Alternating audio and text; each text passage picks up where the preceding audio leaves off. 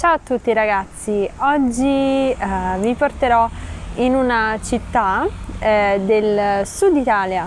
Intanto sono Maria, questo è Italian Headway, un programma che ho ideato per coloro che vogliono progredire nella lingua italiana.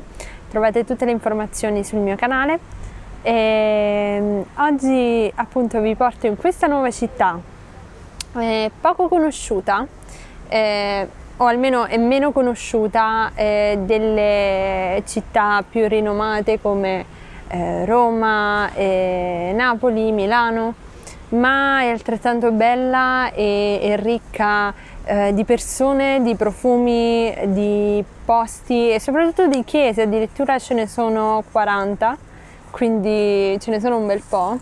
E la cosa più bella di questa città, io ci ho vissuto per un po', per parte della mia vita e ci sono ritornata per fare delle vacanze. E il mare è bellissimo, le persone sono meravigliose, il cibo è stupendo, è incredibile tutto, è una città pazzesca e vorrei che molte più persone la conoscessero. Quindi ecco perché vi porto qui, ma anche per farvi vedere che tipo di città potreste trovare se non andate nelle città principali, quindi un giro per una città meno popolare dell'Italia per farvi vedere com'è effettivamente vivere qui. Ecco, questa in cui mi trovo in realtà è una delle piazze principali di Lecce, e Piazza Mazzini, ma la fontana non è ancora attiva, forse la attiveranno dopo.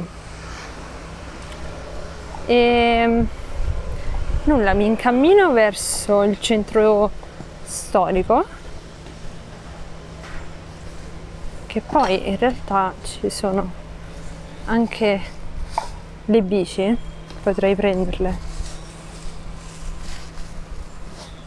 Ma non lo farò perché voglio camminare a piedi.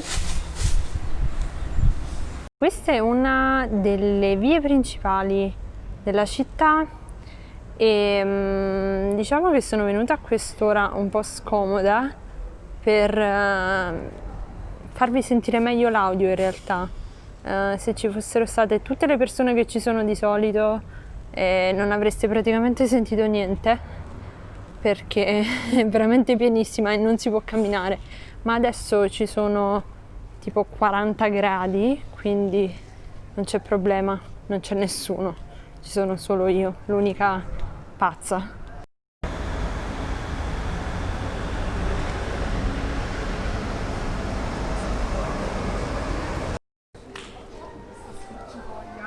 Ecco qui, questa è la piazza principale di Lecce. Si chiama Piazza Santo Ronzo, è veramente enorme, non so se si vede, ma è davvero bellissima. Adesso c'è praticamente una specie di colonna che è in riparazione, questa qui la stanno riparando perché a quanto pare c'era una statua del santo patrono di questa città, che è appunto Santo Ronzo, e si era danneggiato, quindi la stanno rimettendo a posto. Sempre al centro di questa piazza c'è questa icona qui che raffigura una lupa e si dice che non bisogna passare sulla lupa perché altrimenti non ci si laureerà mai, quindi io non ci passo.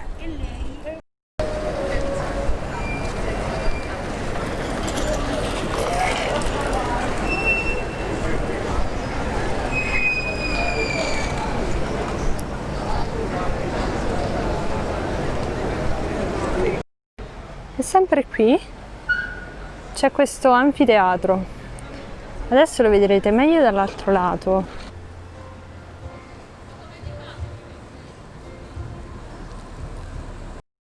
Ecco, forse da qui lo vedete un po' meglio. E come vi dicevo, si tratta soltanto di un terzo della struttura originaria, e la cosa interessante è che praticamente il resto c'è ancora, ma si trova sotto la piazza. Non è visitabile, si trova sotto questi edifici che vedete qui. Non è allo scoperto, purtroppo, ma ecco, un dato interessante. Wow, è veramente fantastico, bellissimo. Che figo.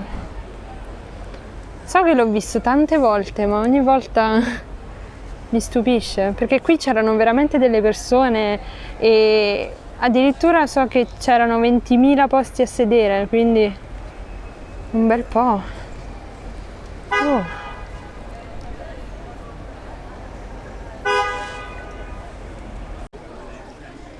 Tra l'altro questo bar che vedete di fronte è il bar al vino ed è uno dei più famosi e anche dei più antichi di Lecce, e servono un pasticciotto leccese veramente incredibile, ha gusti anche particolari come crema al limone, pistacchio o altri.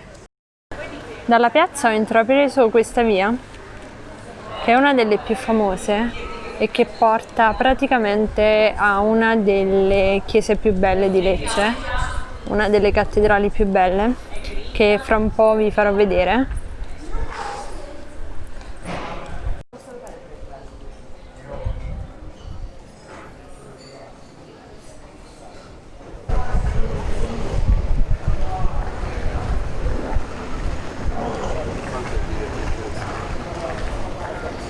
Mamma mia,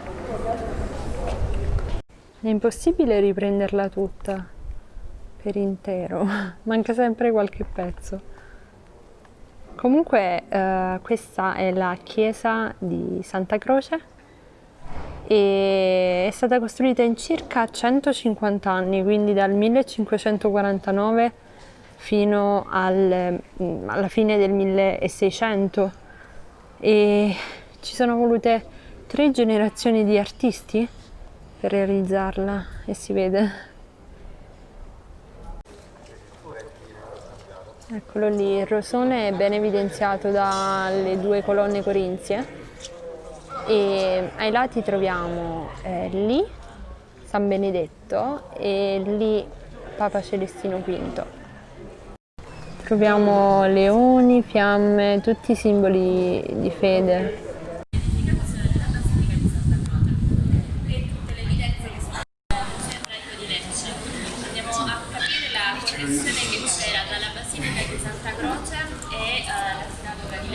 A fianco di questa meravigliosa chiesa ritroviamo il monastero dei Celestini, in realtà un ex monastero, perché adesso non lo è più, c'è il comune se non mi sbaglio. Ecco, è la provincia.